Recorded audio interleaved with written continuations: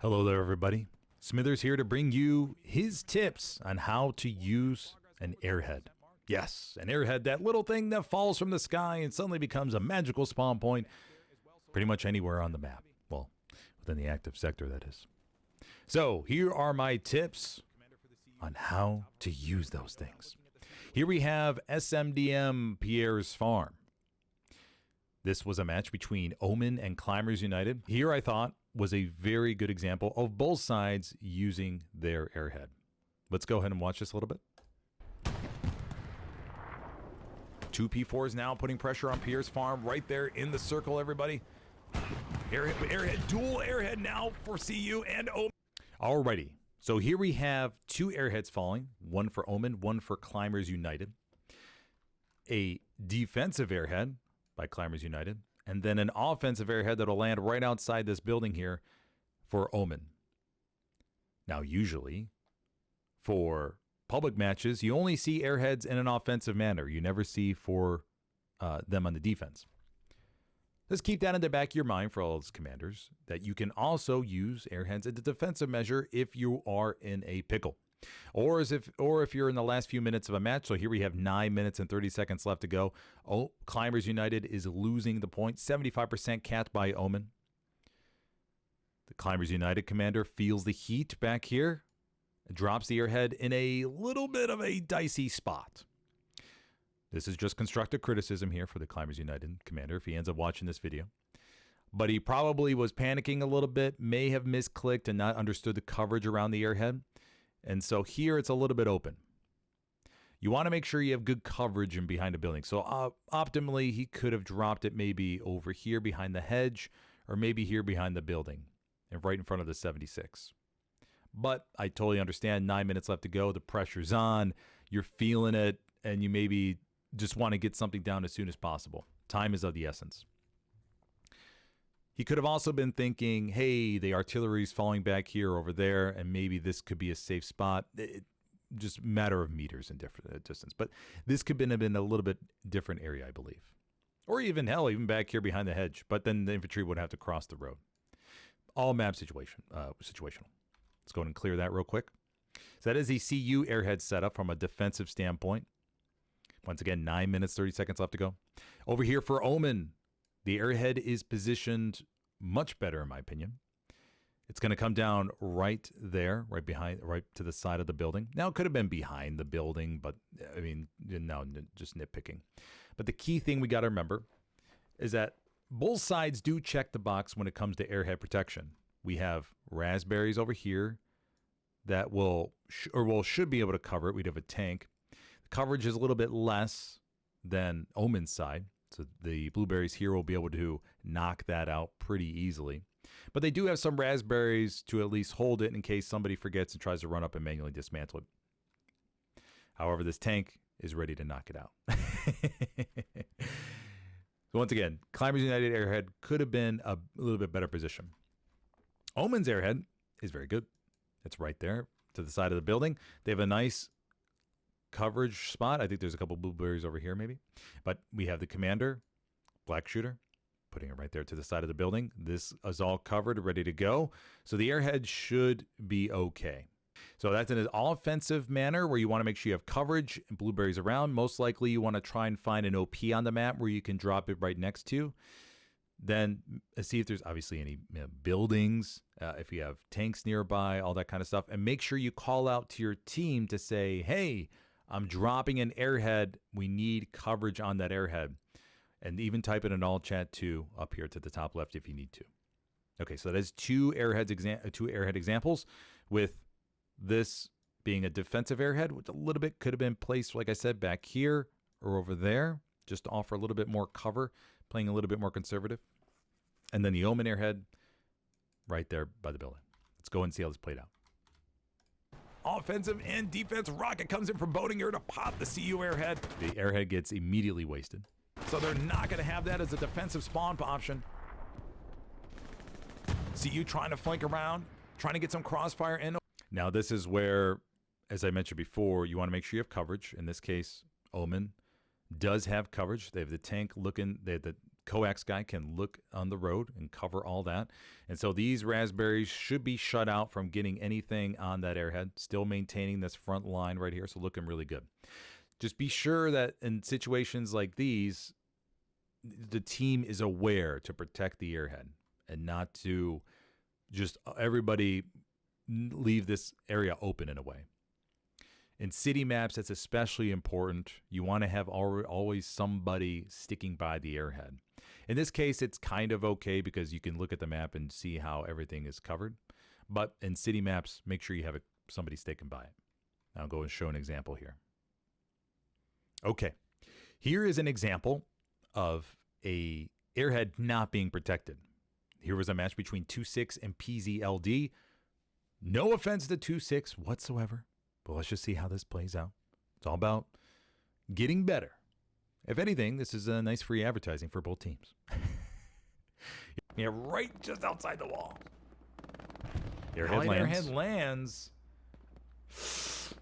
Major Nug's working his way back here. Sergeant Toy takes him out. And the airhead will be live. Okay, so the airhead is live right here in this area. Sergeant Toy's pushed off of here, trying to explore the area. I won't be surprised if we see everybody dedicated here from the Allies on this airhead. A whole bunch of Axis spawn wave begin to circle back. Sergeant Toy looks to hold the ground, looking to hold the line. We should see the airhead spawn wave come in about maybe 5. Okay. Sergeant Toy pushed off. Now, whether Sergeant Toy knew about the airhead or not, I don't know. But that's the importance of getting that communication out to your team so everyone knows that this is extremely important right now. Because sometimes players don't have their HUD on, they're in the thick of it, they don't see that notification that the airhead has fallen. Here we have Reaper Corps looking to scout through the back.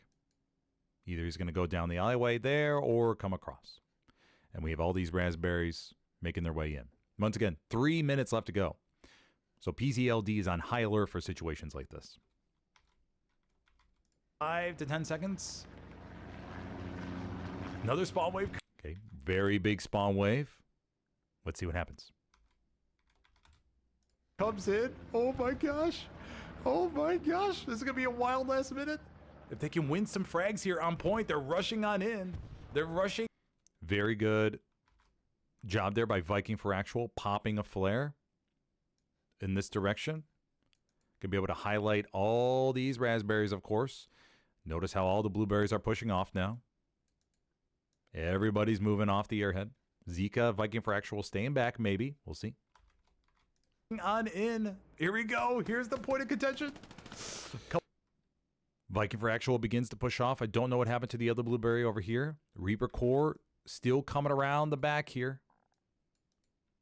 Potentially going to get the airhead. But nobody's watching it. This airhead is going to be all by its lonesome here in a second, I think. Couple frags. The adrenaline is pumping from both sides. And look at that. Reaper Corps has a free airhead all to himself. In city maps like this, as a SME hospice, by the way, you gotta have somebody dedicated back here to watching this thing because there are so many different ways the enemy can approach. As we saw in the previous clip, Omen had a nice ring around the airhead. So it was pretty well protected. In this case, you never know where the enemy is going to be coming from in a map map and point like SME Hospice. Here, Reaper Corps was able to just come around right on the airhead. And 2-6 has pushed off in all different directions, but nobody's watching it. Always try to make sure.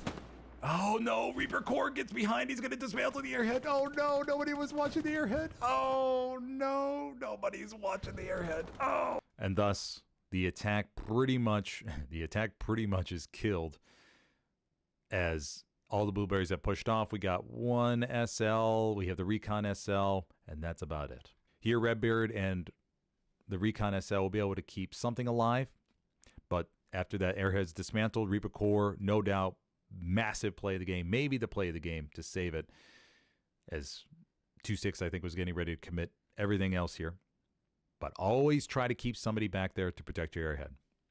Now, let's go ahead and dive in to the Airhead timings. Okay, so here I'm on Omaha with West Verville, and we'll walk through the timing example on an Airhead because I know a lot of you have asked questions about the timing to drop a bombing run over an Airhead and then the possible addition of a strafing run. So let's go ahead and put some numbers to this.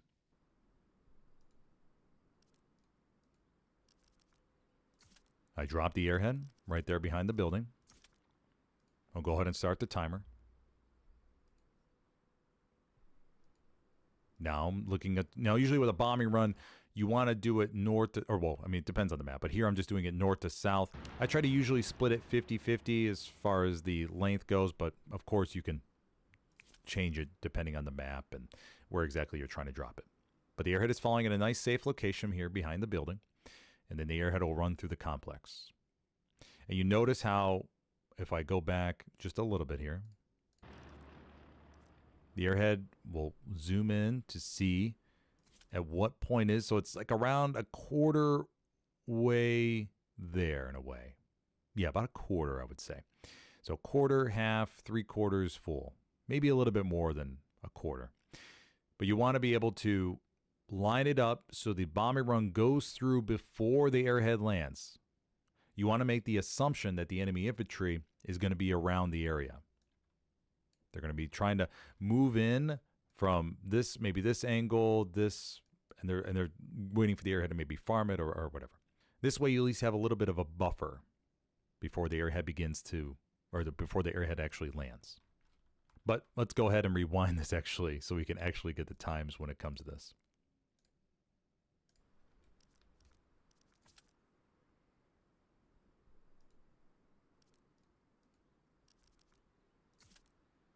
Okay, here we started a stopwatch. And remember, you can, with the Airhead, you can click a little bit around just because, or so it goes from the grayed out button to the white call-in button over there on the right. Now here comes the bombing run, and I call it in at about 21 seconds after the Airhead. So keep that in mind, 21 seconds. Bombing run is going to be coming in. You got to keep in mind that there's going to be a delay. Airhead is falling right in front of us.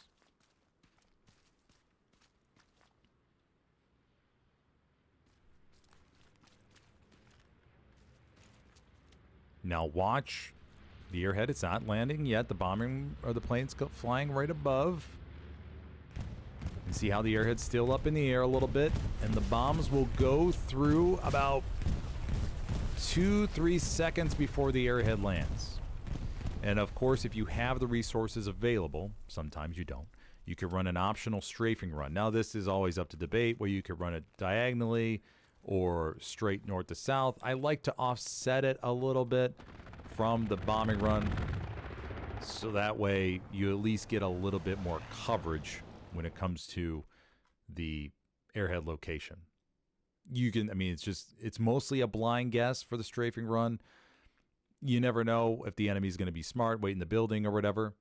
But at least you offer yourself a little bit better chance to maybe get somebody that's running at an angle or maybe waiting over here outside the bombing run to dismantle it, to dismantle the Airhead. Okay? All right, everybody. Though that is a little guide to how to launch Airheads, and just keep in mind those timers that I mentioned. And hopefully next time you play a match and go to launch an Airhead, you'll be able to also time up your bombing run correctly. Everybody, well, thank you for joining me. If you enjoyed this video, go ahead and hit that like button. And of course, if you have any questions, go ahead and drop a comment below. And you can feel free to let me know what works, or let everybody else know what works best for you when it comes to Airheads. I know this is often a challenge for new commanders, so figured to make this little video to help everybody out. Everybody, well, thank you for joining me, and I'll see you next time. Have a good one, buddy.